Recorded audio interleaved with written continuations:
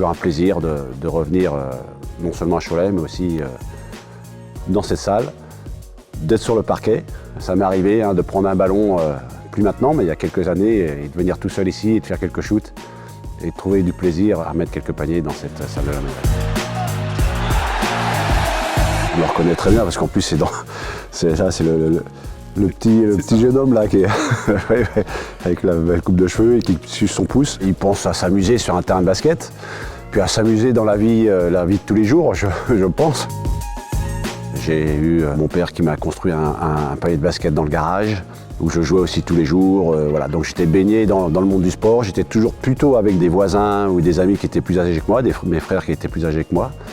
Et on était toujours aussi dans un aspect un peu compétitif. Et pour moi, beaucoup de frustration parce qu'étant plus petit, j'avais des difficultés à pouvoir surnager. Et je pense que c'est aussi ce qui forge un peu un certain caractère, voilà, d'être capable de surmonter ses frustrations et puis arriver à un moment d'être plus performant que les voisins ou que mes frères.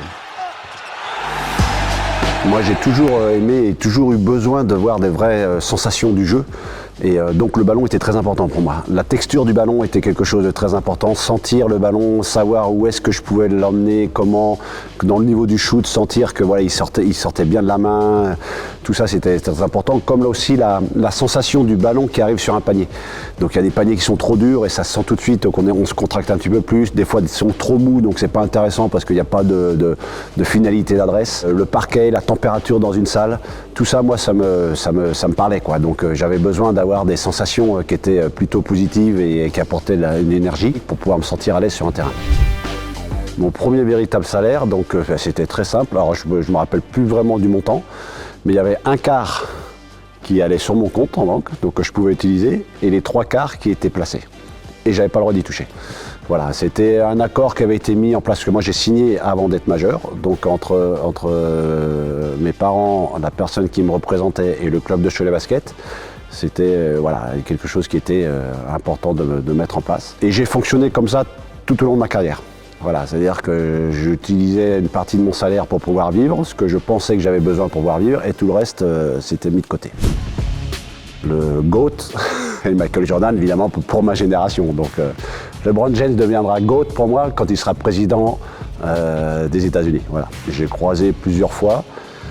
J'ai joué contre lui et puis j'ai eu la chance de dîner à la même table que lui, donc c'est toujours des expériences qui sont inoubliables et assez intimidantes et assez impressionnantes. Ouais. Moi la NBA, je sais qu'il me regardait, il me voyait, j'ai eu ma chance d'y aller, j'ai fait des camps, ça s'est pas bien passé. Puis j'ai eu une opportunité d'y aller, j'avais déjà 30 ans passés. Et en plus, j'avais une mentalité qui n'était plus en adéquation avec ce qui était proposé au niveau basket, surtout à Dallas, où c'était vraiment avec le coach Nelson qui était Run and Gun. Donc c'était vraiment une mentalité de ce qui existe un petit peu aujourd'hui à certaines périodes des matchs de la NBA. Moi, j'étais vraiment une mentalité très européenne où l'important était de ne pas faire d'erreur, de contrôler le rythme très bas du jeu. Donc certainement, oui, pour moi, c'était trop tard d'y aller. Et puis en plus, j'y suis allé plus dans une mentalité de dire je vais voir ce que c'est, plutôt que de dire réellement je vais m'imposer. En plus, j'étais fatigué, physiquement c'était dur. Et je savais que ça allait être dur pour moi physiquement de toute façon, parce que sur le plan des athlètes et du physique, c'est une marche supérieure. La passe tout court ne rend pas heureux 2 joueurs, mais rend heureux 5 joueurs. Parce que je pense qu'il y a un vrai déficit pour le coup là dans le basket d'aujourd'hui, de se faire des passes, de faire vivre un ballon. Et encore plus peut-être sur un certain moment au niveau du basket français, où il y a beaucoup de joueurs qui pensent à dribbler beaucoup et avec des dribbles qui sont inutiles. Moi j'ai pas pris plus de plaisir que ça, pas à entraîner au quotidien et en particulier entraîner les jeunes joueurs ou à les faire comprendre. Où je prenais pas vraiment de plaisir, c'était le match en lui-même. Donc c'était le manager le match, voir ce qui se passait sur le terrain. Alors je voyais des choses qui étaient peut-être pas en adéquation avec ce que l'équipe avait besoin et voilà. Et un message qui pour moi ne passait pas. Donc je prenais pas de plaisir. Donc si moi je fonctionne quand même pas mal au plaisir, aux sensations, ce que je disais par rapport au ballon, les choses comme ça. Et si j'ai pas ces sensations qui m'amènent quelque chose et où je peux m'épanouir dans ce que je fais, je préfère dire stop, parce que je pense que c'est négatif pour le groupe et pour l'équipe, et pour le club, et pour moi. Je ne me suis pas positionné par rapport à l'équipe de France. La seule fois que je me suis positionné à l'équipe de France, ça devait être en 2007 ou 2008.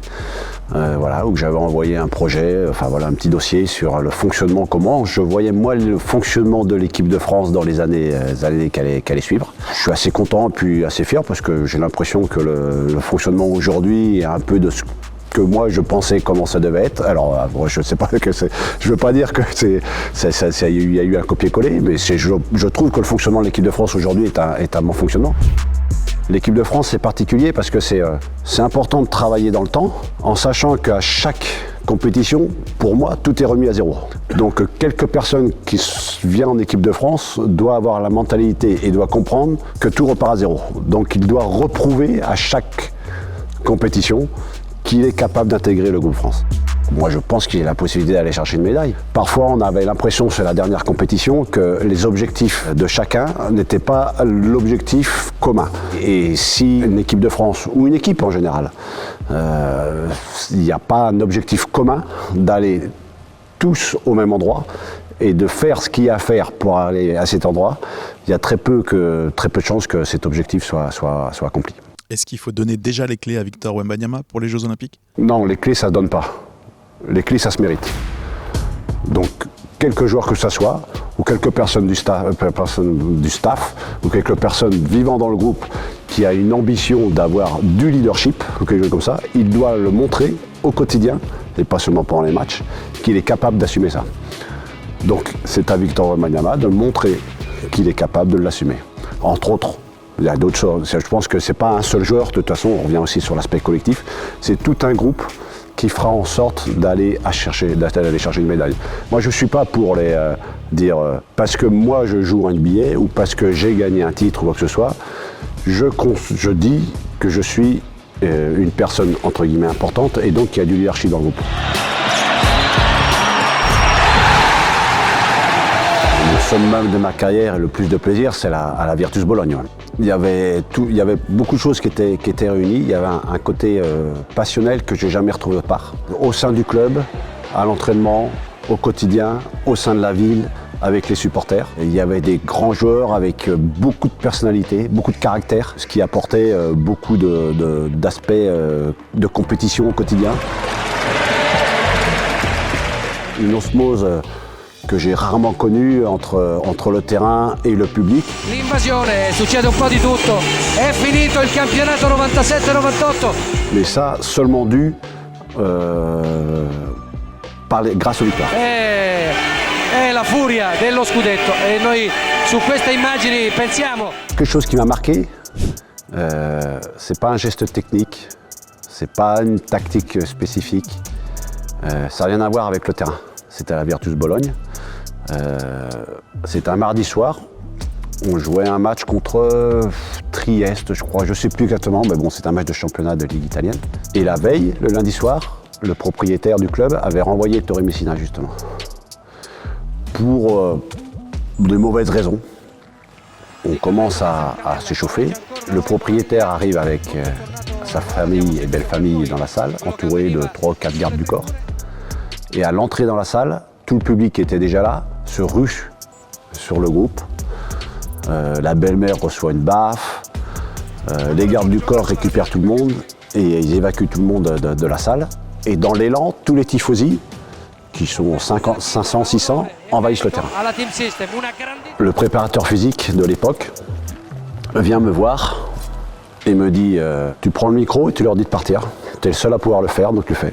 Donc je monte sur la table de marque avec le micro, avec mon italien approximatif, mais bon, ça faisait 3-4 ans que j'étais là. C'était la deuxième partie de la Virtus Bologne. Il y avait Ginobili, il y avait Jaric, Smodis. Et je commence à parler et bon, il n'y a pas de réaction, il n'y a rien du tout. On me siffle plutôt, donc je redescends. Et au bout de 3 minutes, le préparateur physique revient, il me dit t'y retournes. J'ai dit bon, je ne vais pas rester sur cet échec-là, donc je suis remonté. En italien, j'aurais juste dit que les dirigeants passent, les entraîneurs passent, les joueurs passent, et les seules personnes qui sont vraiment là présentes pendant toute l'histoire d'un club, c'est vous. Donc c'est votre club, Et c'est votre responsabilité si on ne peut pas écrire l'histoire de votre club, si on ne peut pas jouer le match ce soir. Et là, tous les gens me regardent et ils m'applaudissent évidemment parce qu'ils quittent le terrain.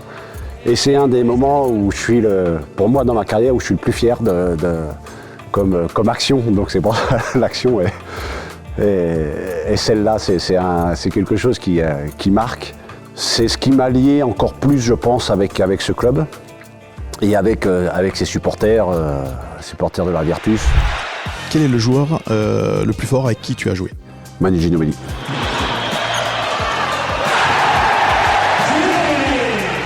Il avait tout, l'adresse, le physique, la vitesse, des déplacements incroyables d'ailleurs qui surprenaient tout le monde, la force de caractère, la vitesse de main, la vitesse de pied, le mental, le jump. Même s'il était fin, il était dur au contact. Et une personne agréable au quotidien, que ce soit à l'entraînement ou dans la vie de tous les jours. Une humilité qui n'est pas toujours très très présente parfois dans le monde du basket ou dans le sport de haut niveau.